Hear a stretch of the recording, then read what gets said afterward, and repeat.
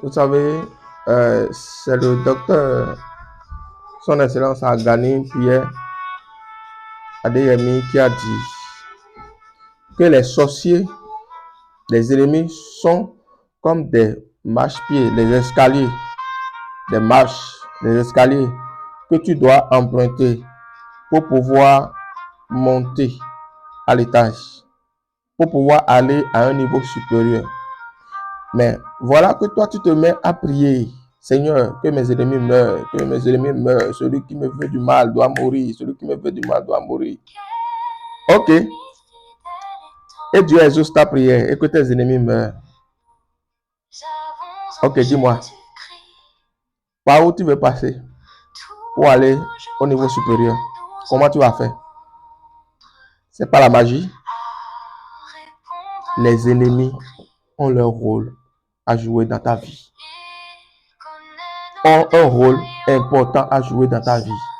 Celui qui te persécute, celui qui ne t'aime pas, celui qui veut ta mort, celui qui ne veut pas que tu prospères, concourt à la réalisation du plan de Dieu dans ta vie.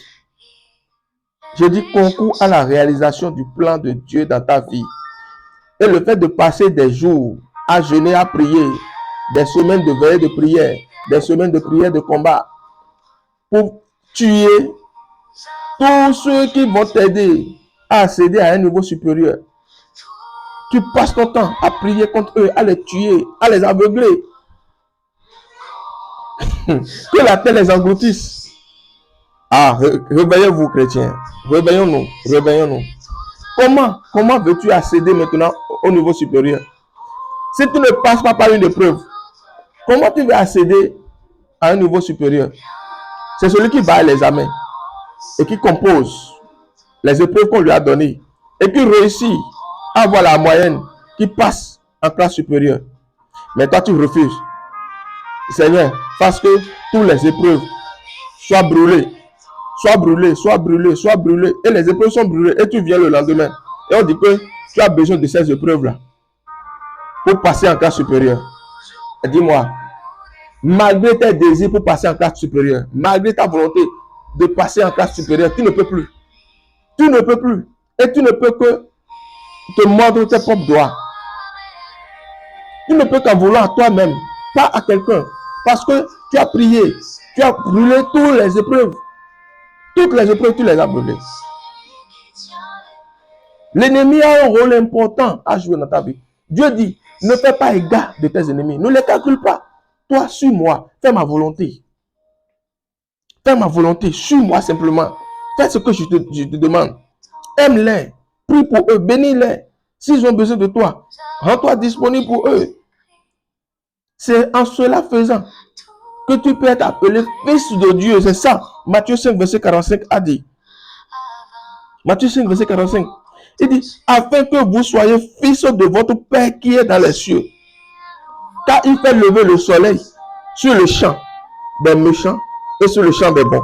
Si Dieu ton Père, Dieu que tu sais, lui fait ça, qui es-tu toi, homme, pour ne pas le faire?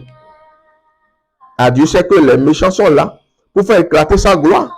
Et toi, tu ne sais pas que les méchants sont là pour te faire accéder à un niveau supérieur. Ça veut dire que tu n'as pas compris la volonté de Dieu. Tu n'as pas compris le plan de Dieu. Tu n'as pas compris pourquoi Dieu a laissé l'ivraie et le blé pousser ensemble. Mais je prie pour toi au nom puissant de Jésus. Que le Seigneur t'éclaire sur ta vision chrétienne, sur ta manière de voir les choses.